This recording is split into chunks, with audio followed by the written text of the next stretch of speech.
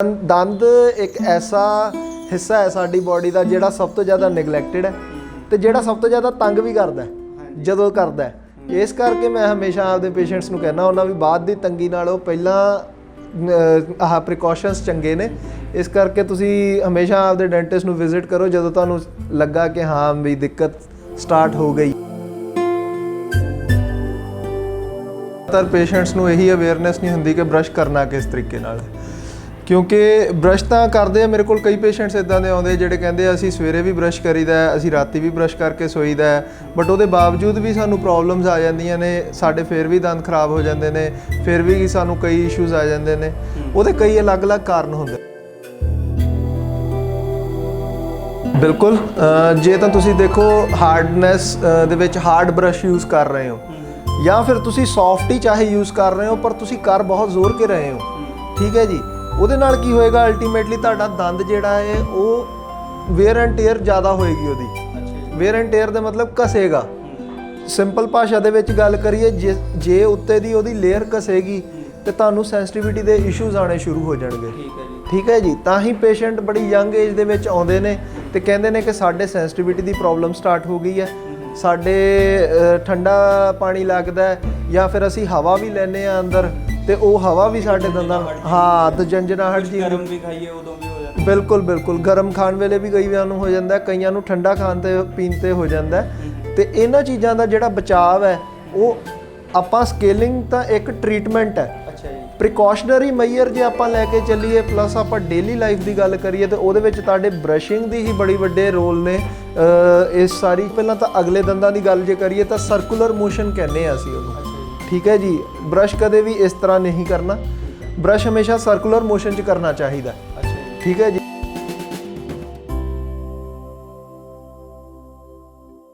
ਸਤਿ ਸ਼੍ਰੀ ਅਕਾਲ ਜੀ, ਤੁਸੀਂ ਦ ਮੀਡੀਅਮ ਦੇ ਨਾਲ ਜੁੜੇ ਹੋਏ ਹੋ ਤੇ ਮੈਂ ਰਤਨਾਕਰ ਹਾਂ। ਅੱਜ ਅਸੀਂ ਗੱਲ ਕਰਾਂਗੇ ਕਿ ਦੰਦਾਂ ਦਾ ਸਹੀ ਧਿਆਨ ਕਿੱਦਾਂ ਰੱਖੀਏ ਤੇ ਬ੍ਰਸ਼ਿੰਗ ਕਿੱਦਾਂ ਕਰੀਏ। ਅਕਸਰ ਅਸੀਂ ਕਿਤਾਬਾਂ 'ਚ ਪੜ੍ਹਦੇ ਹੁੰਦੇ ਸੀਗੇ ਕਿ ਵੀ ਬ੍ਰਸ਼ਿੰਗ ਬਹੁਤ ਜ਼ਰੂਰੀ ਹੈ, ਰੋਜ਼ ਕਰਨੀ ਚਾਹੀਦੀ ਹੈ। ਅਸੀਂ ਵੀ ਕਰਦੇ ਵੀ ਹੁੰਦੇ ਹਾਂ, ਲੇਕਿਨ ਫਿਰ ਵੀ ਕਈ ਪ੍ਰੋਬਲਮ ਸਾਡੇ ਦੰਦਾਂ ਨੂੰ ਹੁੰਦੀਆਂ ਆ।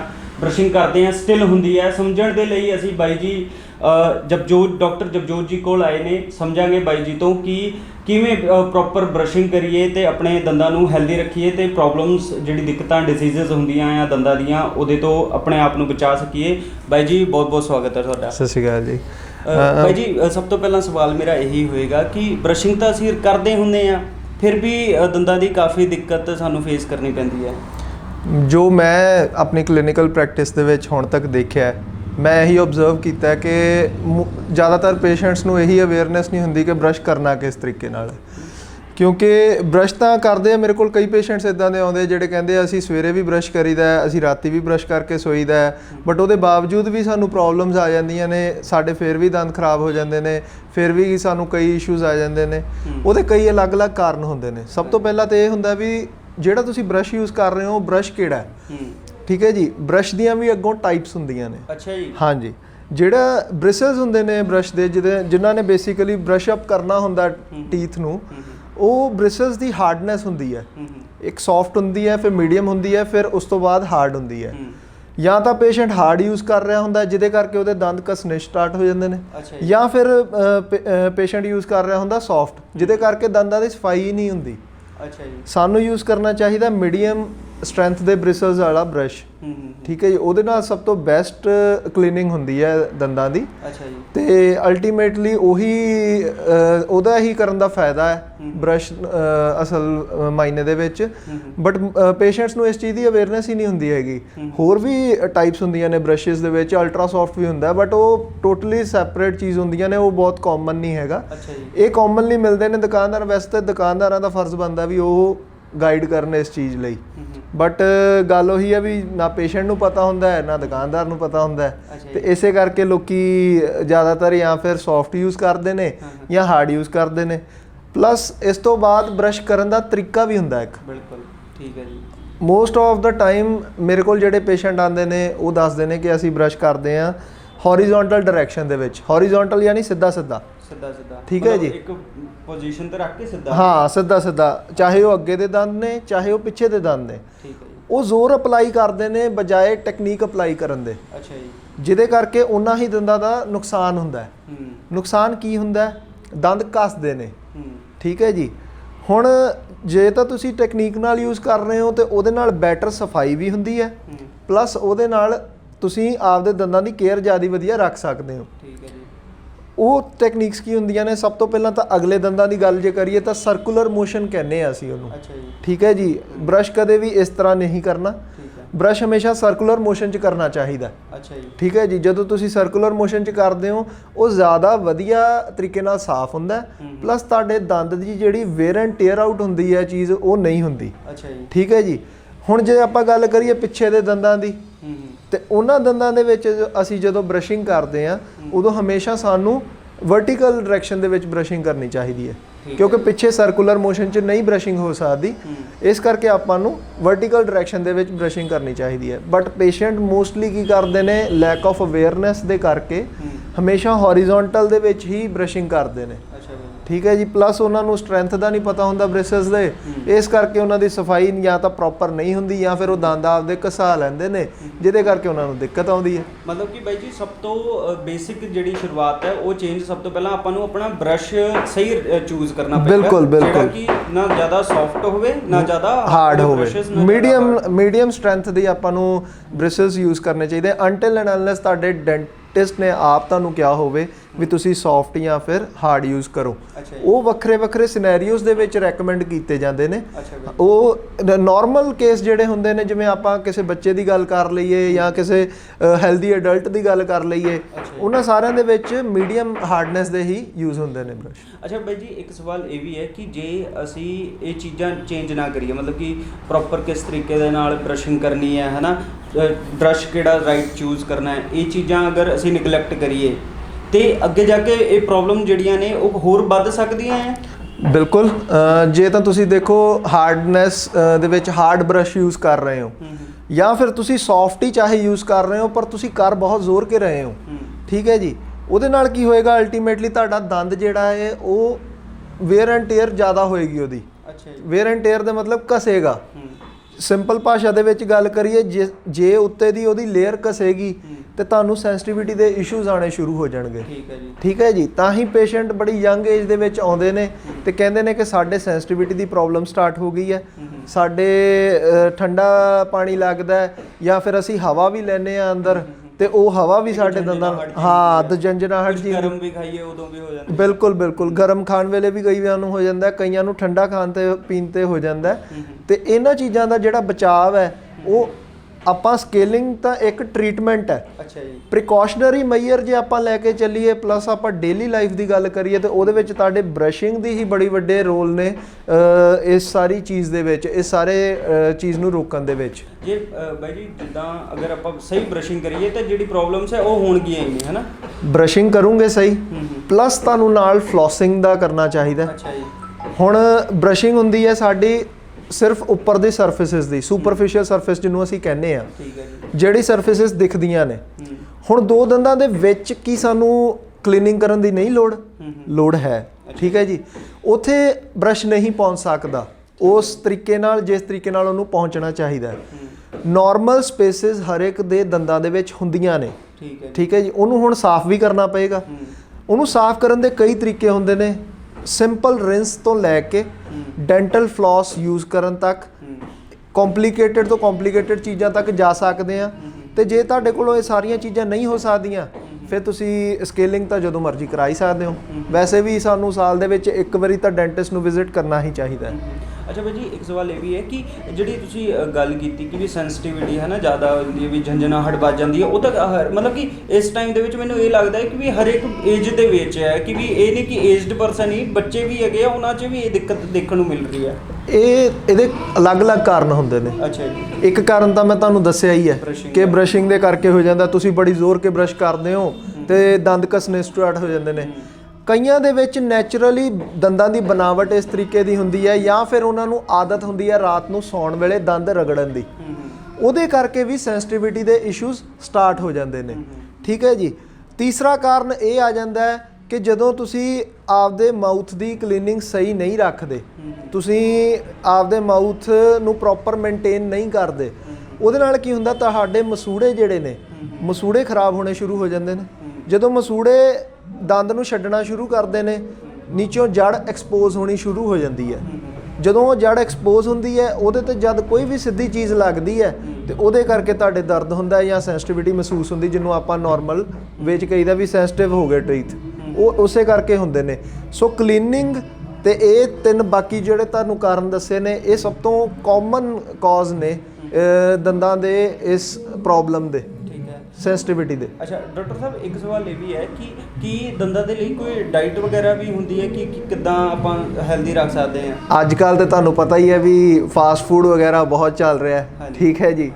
ਜ਼ੋਮੈਟੋ ਐਂਡ ਸਵਿਗੀ ਘਰੇ ਆਨਲਾਈਨ ਆਰਡਰ ਆ ਜਾਂਦੇ ਨੇ, ਖਾ ਲੇ, ਠੀਕ ਹੈ ਜੀ। ਪਰ ਗੱਲ ਉਹੀ ਹੈ ਕਿ ਕੀ ਅਸੀਂ ਇਹਨਾਂ ਫੂਡਸ ਨੂੰ ਛੱਡ ਦਈਏ ਜਾਂ ਕਿਸੇ ਪਰਟੀਕੂਲਰ ਫੂਡ ਨੂੰ ਫੋਕਸ ਕਰੀਏ। ਅੱਛਾ ਜੀ। ਸਭ ਤੋਂ ਜ਼ਿਆਦਾ ਜਿਹੜੇ ਡੇਂਜਰਸ ਟੀਥ ਦੇ ਲਈ ਹੁੰਦੇ ਨੇ ਫੂਡ, ਉਹ ਹੁੰਦੇ ਨੇ ਉਹ ਫੂਡ ਜਿਹੜੇ ਸਟਿੱਕੀ ਹੁੰਦੇ ਨੇ। ਅੱਛਾ ਜੀ। ਸਟਿੱਕੀ ਨੇਚਰ, ਚਿਪਕ ਜਾਂਦੇ ਨੇ। ਹੁਣ ਸਟਿੱਕੀ ਫੂਡ ਕਿੱਦਾਂ, ਹੁਣ ਕਈ ਤਰ੍ਹਾਂ ਦੀ ਅਲੱਗ-ਅਲੱਗ ਕੈਂਡੀਜ਼ ਹੁੰਦੀਆਂ ਨੇ। ਕੁਝ ਅਸੀਂ ਕਰਦੇ ਆ ਵੀ ਜਿਨ੍ਹਾਂ ਨੂੰ ਅਸੀਂ ਕਹਿੰਦੇ ਆ ਵੀ ਚੂਸਣ ਵਾਲੀਆਂ ਹੁੰਦੀਆਂ ਨੇ, ਕੁਝ ਹੁੰਦੀਆਂ ਨੇ ਚਬਾਉਣ ਵਾਲੀਆਂ, ਜਿਹੜੀਆਂ ਚਿਪਕ ਜਾਂਦੀਆਂ ਨੇ ਦੰਦਾਂ ਨੂੰ। ਉਹ ਸਭ ਤੋਂ ਖਤਰਨਾਕ ਹੁੰਦੀਆਂ ਕਿਉਂਕਿ ਉਹ ਸਾਫ਼ ਨਹੀਂ ਕਰ ਹੁੰਦੀਆਂ ਛੇਤੀ, ਠੀਕ ਹੈ ਜੀ। ਤੇ ਪਲੱਸ ਚਾਕਲੇਟਸ ਦਾ ਵੀ ਇਹੀ ਸੀਨ ਹੈ, ਤੇ ਜੇ ਪੀਜ਼ਾ 버ਗਰ ਦੀ ਗੱਲ ਕਰੀਏ ਤੇ ਉਹ ਵੀ ਇਹੀ ਸੀਨ ਹੈ। ਹੁਣ ਸਭ ਤੋਂ ਖਤਰਨਾਕ ਚੀਜ਼ਾਂ ਜਿਹੜੀਆਂ ਨੇ ਉਹ ਇਹੀ ਨੇ ਕਿ ਜਿਹੜੀਆਂ ਜਾ ਕੇ ਦੰਦਾਂ ਦੇ ਨਾਲ ਚਿਪਕ ਜਾਂਦੀਆਂ ਨੇ ਤੇ ਸਾਫ਼ ਨਹੀਂ ਕਰ ਹੁੰਦੀਆਂ, ਤੇ ਜਦੋਂ ਕਿੰਨੀ ਦੇਰ ਰਹਿੰਦੀਆਂ ਨੇ ਤੇ ਫਿਰ ਉਹ ਦੰਦ ਨੂੰ ਸਾੜਨਾ ਸ਼ੁਰੂ ਕਰ ਦਿੰਦੀਆਂ ਨੇ, ਕੀੜੇ ਜਿੱਦਾਂ ਬਣਨੇ ਸ਼ੁਰੂ ਹੁੰਦੇ। ਹੁਣ ਮੈਂ ਇਹ ਨਹੀਂ ਸੁਜੈਸਟ ਕਰੂੰਗਾ ਤੁਹਾਨੂੰ ਵੀ ਤੁਸੀਂ ਪੀਜ਼ਾ 버ਗਰ ਛੱਡ ਦਿਓ, ਬਸ ਮੈਂ ਇਹ ਸੁਜੈਸਟ ਕਰੂੰਗਾ ਕਿ ਇੱਕ ਸਿੰਪਲ ਤੁਸੀਂ ਰਿੰਸ ਤਾਂ ਕਰ ਸਕਦੇ ਹੋ, ਠੀਕ ਹੈ ਜੀ। ਜਦੋਂ ਵੀ ਤੁਸੀਂ ਖਾਣਾ ਖਾਂਦੇ ਹੋ ਜਾਂ ਤੁਸੀਂ ਕੋਈ ਫਾਸਟ ਫੂਡ, ਨਾਰਮਲ ਖਾਣੇ ਵੇਲੇ ਵੀ ਰਿੰਸ ਕਰਨਾ ਚਾਹੀਦਾ, ਸਿਰਫ ਫਾਸਟ ਫੂਡ ਵੇਲੇ ਨਹੀਂ, ਨਾਰਮਲ ਖਾਣੇ ਵੇਲੇ ਵੀ ਕਰਨਾ ਚਾਹੀਦਾ। ਪਰ ਫਾਸਟ ਫੂਡ ਵੇਲੇ ਥੋੜ੍ਹੇ ਜਿਹੇ ਐਕਸਟਰਾ ਪ੍ਰੀਕਾਸ਼ਨਸ ਲੈਣੇ ਚਾਹੀਦੇ ਨੇ, ਜਿਵੇਂ ਕਿ ਤੁਸੀਂ ਬਰਸ਼ਿੰਗ ਜ਼ਰੂਰ ਕਰੋ, ਉਸ ਤੋਂ ਬਾਅਦ ਉਸ ਮੀਲ ਤੋਂ ਬਾਅਦ ਬਰਸ਼ਿੰਗ ਜ਼ਰੂਰ ਕਰੋ, ਫਲੋਸਿੰਗ ਜ਼ਰੂਰ ਕਰੋ, ਡੈਂਟਲ ਫਲੋਸ ਦੇ ਹੁੰਦੇ ਨੇ ਉਹ ਜ਼ਰੂਰ ਕਰੋ। ਜਿਨ੍ਹਾਂ ਪੇਸ਼ੈਂਟਸ ਦੇ ਥੋੜ੍ਹੇ ਏਜਡ ਪੇਸ਼ੈਂਟਸ ਨੇ, ਜਿੱਦਾਂ ਆਪਾਂ ਗੱਲ ਕਰ ਰਹੇ ਹਾਂ, ਤੇ ਉਹਨਾਂ ਪੇਸ਼ੈਂਟਸ ਦੇ ਵਿੱਚ ਇੱਕ ਹਾਈਡਰੋਫਲੋਸ ਨਾਮ ਦੀ ਚੀਜ਼ ਹੁੰਦੀ ਹੈ, ਠੀਕ ਹੈ ਜੀ। ਉਹ ਬੇਸਿਕਲੀ ਇੱਕ ਪ੍ਰੈਸ਼ਰ ਮਾਰਦੀ ਹੈ ਪਾਣੀ ਦਾ ਪੂਰੇ ਦੰਦੋਂ, ਜਿਹੜੇ ਦੰਦਾਂ ਦੇ ਵਿਚਕਾਰ ਸਪੇਸਿਸ ਹੁੰਦੇ ਉਹਨਾਂ ਨੂੰ ਸਾਫ਼ ਕਰ ਦਿੰਦੀ ਹੈ। ਗਮਸ ਲਈ ਵੀ ਹੈਲਦੀ ਹੁੰਦੀ ਹੈ। ਸੋ ਇਹ ਸਾਰੀਆਂ ਚੀਜ਼ਾਂ ਕਿੱਦਾਂ ਪਤਾ ਲੱਗਣ, ਇਹ ਆਪਦੇ ਡੈਂਟਿਸਟ ਨੂੰ ਤੁਸੀਂ ਜਦੋਂ ਅਪਰੋਚ ਕਰੋਗੇ, ਆਪਦੇ ਡੈਂਟਿਸਟ ਨੂੰ ਵਿਜ਼ਿਟ ਕਰੋਗੇ, ਉਹੀ ਦੱਸੇਗਾ ਤੁਹਾਨੂੰ, ਉੱਦਾਂ ਨਹੀਂ ਪਤਾ ਚੱਲਣੀਆਂ ਇਹ। ਅੱਛਾ ਡਾਕਟਰ ਸਾਹਿਬ, ਵੀ ਅਗਰ ਵੀ ਇੱਕ ਹੈਲਦੀ ਦੰਦਾਂ ਦਾ ਖਿਆਲ ਰੱਖਣਾ ਹੋਵੇ ਤਾਂ ਵੀ ਕਿੰਨੇ ਟਾਈਮ ਬਾਅਦ ਡੈਂਟਿਸਟ ਤੋਂ ਸਲਾਹ ਲੈਣੀ ਚਾਹੀਦੀ ਹੈ ਕਿ ਵੀ ਹਾਂ ਵੀ ਮੇਰੇ ਦੰਦ ਹੈਲਦੀ ਆ ਜਾਂ ਮੈਨੂੰ ਕੋਈ ਹੋਰ ਇਨ ਫਿਊਚਰ ਜਾ ਕੇ ਕੋਈ ਦਿੱਕਤ ਨਾ ਆ ਜਾਵੇ? ਦੇਖੋ, ਮੈਂ ਤਾਂ ਹਮੇਸ਼ਾ ਆਪਦੇ ਪੇਸ਼ੈਂਟਸ ਨੂੰ ਇਹੀ ਕਹਿੰਦਾ ਕਿ ਤੁਸੀਂ ਸਾਲ ਦੇ ਵਿੱਚ ਇੱਕ ਵਿਜ਼ਿਟ ਜ਼ਰੂਰ ਦਿਆ ਕਰੋ। ਉਸ ਵਿਜ਼ਿਟ ਦੇ ਵਿੱਚ ਤੁਸੀਂ ਹੋਰ ਕੁਝ ਨਹੀਂ ਕਰਾਉਣਾ, ਸਕੇਲਿੰਗ ਕਰਾਉਣੀ ਹੈ। ਸਕੇਲਿੰਗ ਹੁੰਦੀ ਹੈ ਕਲੀਨਿੰਗ, ਜਿਹਨੂੰ ਅਸੀਂ ਕਹੀਦਾ ਆਮ ਭਾਸ਼ਾ, ਸਰਲ ਭਾਸ਼ਾ 'ਚ। ਕਲੀਨਿੰਗ ਦੇ ਥਰੂ ਕੀ ਹੁੰਦਾ ਹੈ, ਸਾਨੂੰ ਸਾਰਾ ਪਤਾ ਚੱਲ ਜਾਂਦਾ ਕਿ ਮੂੰਹ ਦੇ ਵਿੱਚ ਕੀ ਹੈਗਾ ਕੀ ਨਹੀਂ ਹੈਗਾ। ਕੋਈ ਹਿਡਨ ਕੇਰੀਜ਼ ਵੀ ਹੈਗੀਆਂ, ਉਹ ਵੀ ਪਤਾ ਚੱਲ ਜਾਂਦੀਆਂ ਨੇ, ਠੀਕ ਹੈ ਜੀ। ਹੁਣ ਜਦੋਂ ਤੁਸੀਂ ਸਕੇਲਿੰਗ ਕਰਾਉਂਗੇ ਰੈਗੂਲਰਲੀ, ਵੀ ਸਾਲ 'ਚ ਇੱਕ ਵਾਰੀ, ਬਹੁਤੇ ਵਿਜ਼ਿਟਸ ਨਹੀਂ ਕਹਿ ਰਿਹਾ ਮੈਂ, ਸਾਲ 'ਚ ਇੱਕ ਵਿਜ਼ਿਟ ਆਪਦੇ ਡੈਂਟਿਸਟ ਨਾਲ ਪੱਕਾ ਰੱਖੋ, ਠੀਕ ਹੈ ਜੀ। ਹੋ ਸਕਦਾ ਤੁਹਾਨੂੰ ਸਕੇਲਿੰਗ ਦੀ ਨਾ ਲੋੜ ਪੈਂਦੀ ਹੋਵੇ, ਉਸ ਵਿਜ਼ਿਟ 'ਚ ਵੀ ਨਾ ਪੈਂਦੀ ਹੋਵੇ। ਜੇ ਨਹੀਂ ਪੈਂਦੀ ਤਾਂ ਬਹੁਤ ਵਧੀਆ ਗੱਲ ਹੈ, ਵੀ ਤੁਸੀਂ ਆਪਦਾ ਓਰਲ ਹਾਈਜੀਨ ਬੜਾ ਵਧੀਆ ਮੇਨਟੇਨ ਕਰ ਰਹੇ ਹੋ। ਤੇ ਜੇ ਇਦਾਂ ਦੀ ਚੀਜ਼ ਹੈ ਤੇ ਫਿਰ ਇੱਕ ਵਿਜ਼ਿਟ ਦੇ ਨਾਲ ਸਿਰਫ ਇੱਕ ਤੁਹਾਡੀ ਕੰਸਲਟੇਸ਼ਨ ਫੀਸ ਹੀ ਲੱਗੇਗੀ, ਉਸ ਤੋਂ ਜ਼ਿਆਦਾ ਤਾਂ ਕੁਝ ਨਹੀਂ ਹੋਣ ਲੱਗਾ। ਬਟ ਜਦੋਂ ਤੁਸੀਂ 3-4 ਸਾਲ ਬਾਅਦ ਵਿਜ਼ਿਟ ਦਿੰਦੇ ਹੋ ਤਾਂ ਇਸ਼ੂਜ਼ ਹਮੇਸ਼ਾ ਆਏ ਹੀ ਹੁੰਦੇ ਨੇ। ਸੋ ਮੇਰੇ ਹਿਸਾਬ ਨਾਲ ਜੋ ਮੈਂ ਆਪਦੇ ਪੇਸ਼ੈਂਟਸ ਨੂੰ ਗਾਈਡ ਕਰਦਾ, ਉਹ ਮੈਂ ਇਹੀ ਗਾਈਡ ਕਰਦਾ ਕਿ ਸਾਲ 'ਚ ਇੱਕ ਵਾਰੀ ਜ਼ਰੂਰ ਆਪਦੇ ਡੈਂਟਿਸਟ ਨੂੰ ਮਿਲੋ। ਸਵਾਲ ਇਹ ਵੀ ਹੈ ਕਿ ਅਸੀਂ ਜਿੱਦਾਂ ਝੰਜਨਾਹਟ ਹੁੰਦੀ ਹੈ ਨਾ, ਸੈਂਸਿਟੀਵਿਟੀ ਹੁੰਦੀ ਹੈ ਦੰਦਾਂ 'ਚ, ਅਸੀਂ ਨੈਗਲੈਕਟ ਕਰ ਦਿੰਦੇ ਹੁੰਦੇ ਕਿ ਯਾਰ ਕਿ ਥੋੜੇ ਸਮੇਂ ਲਈ ਹੈ, ਉਸ ਤੋਂ ਬਾਅਦ ਠੀਕ ਹੋ ਜਾਏਗੀ। ਜਦੋਂ ਅਸੀਂ ਠੰਡਾ ਪੀਂਦੇ ਹਾਂ ਕੁਛ ਜਾਂ ਗਰਮ ਕੁਛ ਖਾਂਦੇ ਹਾਂ ਨਾ, ਤੇ ਉਹ ਅਸੀਂ ਨੈਗਲੈਕਟ ਕਰ ਦਿੰਦੇ ਹੁੰਦੇ ਕਿ ਕੋਈ ਗੱਲ ਨਹੀਂ ਵੀ ਠੀਕ ਹੋ ਜਾਏਗੀ। ਤੇ ਇਹ ਨੈਗਲੈਕਟ ਕਰਨਾ ਕੀ ਸਾਨੂੰ ਅੱਗੇ ਜਾ ਕੇ ਕਿਸੇ ਤਰੀਕੇ ਦੀ ਵੱਡੀ ਦਿੱਕਤ ਦੇ ਸਕਦਾ ਹੈ? ਬਿਲਕੁਲ ਦੇਗਾ ਜੀ। ਜਿਵੇਂ ਮੈਂ ਤੁਹਾਨੂੰ ਅਲੱਗ-ਅਲੱਗ ਕਾਰਨ ਦੱਸੇ ਹੈ, ਉਹਨਾਂ ਵਿੱਚੋਂ ਇੱਕ ਕਾਰਨ ਇਹ ਵੀ ਹੁੰਦਾ ਹੈ ਕਿ ਤੁਹਾਡੇ ਕਿਸੇ ਇੱਕ ਦੰਦ ਦੇ ਵਿੱਚ ਖੋੜ ਪੈ ਗਈ। ਅੱਛਾ ਜੀ। ਜਿਹਨੂੰ ਅਸੀਂ ਕਹਿੰਦੇ ਆ ਡਿਕੇ, ਠੀਕ ਹੈ ਜੀ। ਉਹ ਹੁਣ ਡਿਕੇ ਜਦੋਂ ਹੋਇਆ, ਉਹਦੀ ਸਭ ਤੋਂ ਪਹਿਲੀ ਜਿਹੜੀ ਸਿੰਪਟਮਸ ਹੁੰਦੇ ਨੇ, ਉਹ ਸਿੰਪਟਮਸ ਹੁੰਦੇ ਨੇ ਠੰਡਾ ਗਰਮ ਲੱਗਣਾ। ਅੱਛਾ ਜੀ। ਜੇ ਤਾਂ ਉੱਥੇ ਹੀ ਆਪਾਂ ਆਪਣੇ ਡੈਂਟਿਸਟ ਨੂੰ ਵਿਜ਼ਿਟ ਕਰ ਲਈਏ ਤੇ ਆਪਾਂ ਦੇਖੀਏ ਤਾਂ ਮੋਸਟਲੀ ਉਹ ਕੇਸਿਸ ਜਿਹੜੇ ਹੁੰਦੇ ਨੇ ਉਹ ਫਿਲਿੰਗ ਤੇ ਹੀ ਖਤਮ ਹੋ ਜਾਂਦੇ ਨੇ। ਪਰ ਜੇ ਤੁਸੀਂ ਉਹਨੂੰ ਨੈਗਲੈਕਟ ਕਰੋ ਤੇ ਫਿਰ ਨੈਕਸਟ ਸਟੈਪ ਜਿਹੜਾ ਹੁੰਦਾ ਉਹ ਚਲਾ ਜਾਂਦਾ ਜੀ RCT। ਅੱਛਾ ਜੀ। ਜਿਹਨੂੰ ਅਸੀਂ ਰੂਟ ਕਨਾਲ ਕਹੀਦਾ। ਠੀਕ ਹੈ ਜੀ। ਠੀਕ ਹੈ ਜੀ। ਉਹਦੇ ਨਾਲ ਪੇਸ਼ੈਂਟ ਦਰਦ 'ਚ ਤੇ ਜਿਹੜਾ ਰਹਿੰਦਾ ਸੋ ਰਹਿੰਦਾ। ਤੁਹਾਡੀਆਂ ਵਿਜ਼ਿਟਸ ਵੀ ਡੈਂਟਿਸਟ ਕੋਲੇ ਵੱਧ ਜਾਂਦੀਆਂ ਨੇ। ਕਿੱਥੇ ਤੁਹਾਡੀ ਇੱਕ ਵਿਜ਼ਿਟ ਲੱਗੇਗੀ, ਐਕਸਪੈਂਸਿਸ ਵੀ ਘੱਟ ਲੱਗਣਗੇ, ਟਾਈਮ ਵੀ ਘੱਟ ਲੱਗੇਗਾ ਤੇ ਤੁਸੀਂ ਆਪਦੇ ਦੰਦ ਨੂੰ ਰੂਟ ਕਨਾਲ ਤੋਂ ਬਚਾ ਲਓਗੇ। ਤੇ ਕਿੱਥੇ ਤੁਸੀਂ ਹੁਣ ਰੂਟ ਕਨਾਲ ਕਰਾ ਕੇ ਬਾਅਦ ਚੋਂ ਤੁਸੀਂ ਕੈਪਿੰਗ ਵੱਲ ਵੀ ਜਾਓਗੇ। ਠੀਕ ਹੈ ਜੀ। ਇਸ ਕਰਕੇ ਨਿਗਲੈਕਟ ਮੇਰੇ ਹਿਸਾਬ ਨਾਲ ਨਹੀਂ ਕਰਨਾ ਚਾਹੀਦਾ। ਹਾਂ, ਇੱਕ ਵਾਰੀ ਵਿਜ਼ਿਟ ਕਰ ਲਓ, ਆਪਦੇ ਡੈਂਟਿਸਟ ਨੂੰ ਪੁੱਛ ਲਓ ਵੀ ਕਾਰਨ ਕੀ ਹੈ। ਜ਼ਰੂਰੀ ਨਹੀਂ ਕਿ ਮੈਂ ਡਿਕੇ ਦੀ ਹੀ ਗੱਲ ਕਰ ਰਿਹਾ, ਹੁਣ ਬਾਕੀ ਦੇ ਜਿਹੜੇ ਕਾਰਨ ਦਿੱਤੇ ਵੀ ਦੰਦ ਕੱਸ ਗਏ ਜਾਂ ਸਮਥਿੰਗ, ਜੇ ਤੁਹਾਨੂੰ ਪਤਾ ਹੀ ਨਹੀਂ ਹੈ ਵੀ ਤੁਸੀਂ ਬ੍ਰਸ਼ ਹਾਰਡ ਯੂਜ਼ ਕਰ ਰਹੇ ਹੋ ਜਾਂ ਤੁਸੀਂ ਜ਼ੋਰ ਕੇ ਯੂਜ਼ ਕਰ ਰਹੇ ਹੋ, ਤੁਸੀਂ ਤਾਂ ਉਸੇ ਵਿੱਚ ਕੰਟੀਨਿਊ ਕਰਦੇ ਰਹੋਗੇ। ਹੌਲੀ ਹੌਲੀ ਉਹ ਪ੍ਰੋਬਲਮ ਵਧੇਗੀ ਹੀ, ਘਟੇਗੀ ਨਹੀਂ, ਜੇ ਤੁਹਾਨੂੰ ਅਵੇਅਰਨੈਸ ਹੀ ਨਹੀਂ ਹੈ ਉਸ ਚੀਜ਼ ਦੀ ਕਿ ਮੈਂ ਗਲਤ ਕੀ ਕਰ ਰਿਹਾ। ਜੇ ਗਲਤੀ ਦਾ ਹੀ ਨਾ ਪਤਾ ਚੱਲਿਆ ਤੇ ਫਿਰ ਸਹੀ ਕਿੱਦਾਂ ਹੋਏਗਾ। ਇਸ ਕਰਕੇ ਜਦ ਵੀ ਤੁਹਾਨੂੰ ਕੋਈ ਨਿੱਕੀ ਮੋਟੀ ਗੱਲ ਦੀ, ਹਰ ਇੱਕ ਚੀਜ਼ ਦਾ ਕਾਰਨ ਹੁੰਦਾ, ਹਰ ਇੱਕ ਚੀਜ਼ ਦਾ ਕਾਰਨ ਹੁੰਦਾ, ਉਸ ਕਾਰਨ ਤੱਕ ਸਾਨੂੰ ਹਮੇਸ਼ਾ ਪਹੁੰਚਣਾ ਚਾਹੀਦਾ, ਉਸ ਕਾਰਨ ਨੂੰ ਸਹੀ ਕਰਨਾ ਚਾਹੀਦਾ। ਤੇ ਇਸੇ ਕਰਕੇ ਮੈਂ ਹਮੇਸ਼ਾ ਐਡਵਾਈਸ ਕਰਦਾ ਆਪਦੇ ਪੇਸ਼ੈਂਟਸ ਨੂੰ ਵੀ ਜਿੱਥੇ ਤੁਹਾਨੂੰ ਫਸਟ ਸਿੰਪਟਮ ਆਉਂਦਾ ਹੁੰਦਾ ਨਾ, ਉਦੋਂ ਮੇਰੇ ਕੋਲ ਆਇਆ ਕਰੋ, ਨਾ ਕਿ ਲਾਸਟ ਸਿੰਪਟਮ ਤੇ। ਉਦੋਂ ਥੋੜਾ ਕੰਮ ਵੱਧ ਜਾਂਦਾ ਹੁੰਦਾ। ਉਦੋਂ ਇਹ ਹੈ ਵੀ ਹਮੇਸ਼ਾ ਦਿੱਕਤ ਵੀ ਜ਼ਿਆਦਾ ਵੱਧ ਜਾਂਦੀ ਹੈ। ਹਾਂ, ਉਸ ਟਾਈਮ ਤੇ ਇਹ ਹੈ ਵੀ ਫਸਟ ਜਦੋਂ ਸਿੰਪਟਮ ਆਉਂਦਾ ਉਸ ਟਾਈਮ ਤੇ ਸਿਚੁਏਸ਼ਨ ਦੰਦ ਦੀ ਹਮੇਸ਼ਾ ਹੋਰ ਹੀ ਹੁੰਦੀ ਹੈ। ਠੀਕ ਹੈ ਜੀ। ਪੇਸ਼ੈਂਟ ਇਦਾਂ ਦੇ ਵੀ ਆਉਂਦੇ ਨੇ ਜਿਨ੍ਹਾਂ ਦੇ ਵਿੱਚ ਸਿੰਪਟਮ ਕੋਈ ਨਹੀਂ ਹੁੰਦਾ, ਉਹ ਕਹਿੰਦੇ ਨੇ ਵੀ ਸਾਡੇ ਦਰਦ ਹੀ ਨਹੀਂ ਹੋਇਆ ਤੇ ਅਸੀਂ ਆਏ ਨਹੀਂ, ਪਰ ਦੰਦ ਅੰਦਰੋਂ ਉਹਨਾਂ ਦਾ ਇੰਨਾ ਕੁ ਜ਼ਿਆਦਾ ਖੋਖਲਾ ਹੋ ਚੁੱਕਾ ਹੁੰਦਾ ਹੈ ਕਿ ਉਹ ਅਲਟੀਮੇਟਲੀ ਪ੍ਰੈਸ਼ਰ ਪੈਣ ਨਾਲ ਦੋ ਹਿੱਸਿਆਂ 'ਚ ਹੋ ਗਿਆ ਹੁੰਦਾ ਤੇ ਉਹਨੂੰ ਹੁਣ ਬਚਾਇਆ ਨਹੀਂ ਜਾ ਸਕਦਾ, ਉਹਨੂੰ ਸਿਰਫ ਕੱਢਣਾ ਹੀ ਪੈਂਦਾ। ਇਸ ਕਰਕੇ ਮੈਂ ਹਮੇਸ਼ਾ ਉਹਨਾਂ ਨੂੰ ਇਹੀ ਸਲਾਹ ਦਿੰਦਾ ਹੁੰਦਾ ਵੀ ਜਦ ਤੁਹਾਨੂੰ ਮਹਿਸੂਸ ਹੋ ਰਿਹਾ ਹੈ ਕਿ ਮੇਰੇ ਦੰਦਾਂ 'ਚ ਕੋਈ ਦਿੱਕਤ ਆ ਰਹੀ, ਚਾਹੇ ਸਿੰਪਟਮਸ ਨਹੀਂ ਹੈਗੇ ਪੇਨ ਪੂਨ ਦੇ, ਪਰ ਫਿਰ ਵੀ ਤੁਹਾਨੂੰ ਲੱਗ ਰਿਹਾ ਕਿ ਮੇਰੇ ਖੋੜ ਹੀ ਹੈ ਪਰ ਸਿੰਪਟੋਮੈਟਿਕ ਨਹੀਂ ਹੈ, ਇਹ ਸਿੰਪਟੋਮੈਟਿਕ ਹੈ, ਤਾਂ ਤੁਸੀਂ ਆਪਦੇ ਡੈਂਟਿਸਟ ਨੂੰ ਵਿਜ਼ਿਟ ਕਰੋ ਕਿਉਂਕਿ ਇਹ ਨਾਰਮਲ ਕੰਡੀਸ਼ਨ ਨਹੀਂ ਹੈ ਦੰਦ ਦੀ। ਠੀਕ ਹੈ ਜੀ। ਉਹਨੇ ਖਰਾਬ ਹੀ ਕਰਨਾ ਅੱਗੋਂ, ਅੰਦਰ ਜੋ ਵੀ ਕਰ ਰਿਹਾ ਹੋਏਗਾ ਉਹ ਇਨਫੈਕਸ਼ਨ ਦਾ ਘਰ ਹੀ ਹੈ, ਉਹਨੇ ਖਰਾਬ ਹੀ ਕਰਨਾ ਅੱਗੋਂ। ਇਸ ਕਰਕੇ ਹਮੇਸ਼ਾ ਕੋਸ਼ਿਸ਼ ਕਰੋ ਕਿ ਆਪਦੇ ਡੈਂਟਿਸਟ ਨੂੰ ਟਾਈਮ ਸਿਰ ਵਿਜ਼ਿਟ ਕਰਕੇ ਉਹਨੂੰ ਪ੍ਰੋਬਲਮ ਦੱਸ ਕੇ ਉਸੇ ਟਾਈਮ ਉਸ ਪ੍ਰੋਬਲਮ ਨੂੰ ਉੱਥੇ ਹੀ ਸਪਰੈਸ ਕਰ ਦਿਓ, ਬਜਾਏ ਇਹਦੇ ਕਿ ਵੇਟ ਕਰੋ ਕਿ ਮੇਰੇ ਦਰਦ ਕਦੋਂ ਹੋਏਗੀ ਤੇ ਮੈਂ ਫਿਰ ਜਾਵਾਂ, ਫਿਰ ਟਾਈਮ ਲੱਗੂਗਾ। ਫਿਰ ਬਿਲਕੁਲ ਬਿਲਕੁਲ ਨਹੀਂ। ਇਹ ਦੰਦ ਇੱਕ ਐਸਾ ਹਿੱਸਾ ਹੈ ਸਾਡੀ ਬਾਡੀ ਦਾ ਜਿਹੜਾ ਸਭ ਤੋਂ ਜ਼ਿਆਦਾ ਨੈਗਲੈਕਟਡ ਹੈ ਤੇ ਜਿਹੜਾ ਸਭ ਤੋਂ ਜ਼ਿਆਦਾ ਤੰਗ ਵੀ ਕਰਦਾ ਜਦੋਂ ਕਰਦਾ। ਇਸ ਕਰਕੇ ਮੈਂ ਹਮੇਸ਼ਾ ਆਪਦੇ ਪੇਸ਼ੈਂਟਸ ਨੂੰ ਕਹਿੰਦਾ ਉਹਨਾਂ ਵੀ ਬਾਅਦ ਦੀ ਤੰਗੀ ਨਾਲੋਂ ਪਹਿਲਾਂ ਆਹ ਪ੍ਰੀਕਾਸ਼ਨਸ ਚੰਗੇ ਨੇ। ਇਸ ਕਰਕੇ ਤੁਸੀਂ ਹਮੇਸ਼ਾ ਆਪਦੇ ਡੈਂਟਿਸਟ ਨੂੰ ਵਿਜ਼ਿਟ ਕਰੋ ਜਦੋਂ ਤੁਹਾਨੂੰ ਲੱਗਾ ਕਿ ਹਾਂ ਵੀ ਦਿੱਕਤ ਸਟਾਰਟ ਹੋ ਗਈ ਹੈ। ਇਸ ਕਰਕੇ ਹਮੇਸ਼ਾ ਮੈਂ ਤਾਂ ਆਪਦੇ ਪੇਸ਼ੈਂਟਸ ਨੂੰ ਇਹ ਗਾਈਡੈਂਸ ਜ਼ਰੂਰ ਦਿੰਦਾ ਹੁੰਦਾ ਵੀ ਲੇਟਰ ਨਾਲੋਂ ਚੰਗਾ ਵੀ ਪਹਿਲਾਂ ਹੀ। ਅੱਛਾ ਡਾਕਟਰ ਸਾਹਿਬ, ਇੱਕ ਸਵਾਲ ਇਹ ਵੀ ਹੈ ਕਿ ਅਸੀਂ ਦਿਨ 'ਚ ਵੀ ਮਤਲਬ ਕਿ ਇੱਕ ਦਿਨ 'ਚ ਕਿੰਨੇ ਟਾਈਮ ਵੀ ਬਰਸ਼ਿੰਗ ਹੋਣੀ ਚਾਹੀਦੀ ਹੈ ਦੰਦਾਂ ਦੀ? ਦੇਖੋ ਆਈਡੀਅਲੀ ਗੱਲ ਕਰੀਏ, ਆਈਡੀਅਲੀ ਇਹ ਹੈ ਕਿ ਹਰ ਇੱਕ ਮੀਲ ਤੋਂ ਬਾਅਦ ਬਰਸ਼ ਕਰਨਾ ਚਾਹੀਦਾ। ਅੱਛਾ ਜੀ। ਚਾਹੇ ਸਨੈਕਸ ਹੋਣ, ਚਾਹੇ ਤੁਹਾਡਾ ਮੇਨ ਮੀਲ ਹੋਵੇ, ਰੋਟੀ ਆਪਾਂ ਲੰਚ ਬ੍ਰੇਕਫਾਸਟ ਡਿਨਰ ਕਰਦੇ ਹਾਂ, ਆਈਡੀਅਲੀ ਇਹ ਬਣਦਾ ਵੀ ਤੁਸੀਂ ਹਰ ਇੱਕ ਮੀਲ ਦੇ ਬਾਅਦ ਬਰਸ਼ਿੰਗ ਕਰੋ, ਫਲੋਸਿੰਗ ਕਰੋ, ਉਸ ਤੋਂ ਬਾਅਦ ਆਪਣਾ ਕੋਈ ਹੋਰ ਕੰਮ ਕਰੋ। ਵੈਸੇ ਤਾਂ ਕਰਨ 'ਚ ਕੋਈ ਹਰਜ਼ ਨਹੀਂ ਹੈ, 5 ਮਿੰਟ ਤੁਹਾਡੇ ਦਿਨ ਦੇ ਗਿਣ ਕੇ 15-20 ਮਿੰਟ ਨੇ, ਪਰ ਤੁਹਾਡੇ ਦੰਦਾਂ ਦੀ ਹੈਲਥ ਜਿਹੜੀ ਆ ਉਹ ਬਹੁਤ ਵੱਧ ਜਾਂਦੀ ਹੈ। ਪਰ ਨਹੀਂ ਟਾਈਮ ਲੱਗਦਾ, ਅਸੀਂ ਬਾਹਰ ਹੁੰਦੇ, ਅਸੀਂ ਕੰਮ ਤੇ ਹੁੰਦੇ, ਉੱਥੇ ਹੁਣ ਬਰਸ਼ਿੰਗ ਨਹੀਂ ਕਰ ਸਕਦੇ। ਇਸ ਕਰਕੇ ਮੈਂ ਆਪਦੇ ਪੇਸ਼ੈਂਟਸ ਨੂੰ ਸਿੰਪਲ ਇਹ ਚੀਜ਼ ਕਹਿਣਾ ਹੁੰਦਾ, 2 ਟਾਈਮ ਬਰਸ਼ ਤੇ ਫਲੋਸਿੰਗ ਮਸਟ ਹੈ। ਉਸ ਤੋਂ ਇਲਾਵਾ ਅਗਰ ਤੁਸੀਂ ਮਾਊਥ ਵਾਸ਼ ਯੂਜ਼ ਕਰ ਸਕਦੇ ਹੋ, ਪਲੱਸ ਤੁਸੀਂ ਅਗਰ ਦੇਸੀ ਨੁਸਖੇ ਅਪਣਾਉਣਾ ਚਾਹੁੰਦੇ ਹੋ ਤਾਂ ਤੁਸੀਂ ਪਾਣੀ ਦੇ ਵਿੱਚ ਨਮਕ ਪਾ ਕੇ, ਕੋਸੇ ਪਾਣੀ ਦੇ ਵਿੱਚ ਨਮਕ ਪਾ ਕੇ ਚੁਲੀਆਂ ਕਰ ਸਕਦੇ ਹੋ, ਫਟਕੜੀ ਪਾ ਸਕਦੇ ਹੋ, ਉਹਦੇ ਨਾਲ ਵੀ ਤੁਹਾਡੇ ਦੰਦਾਂ ਦੀ ਜਿਹੜੀ ਹੈਲਥ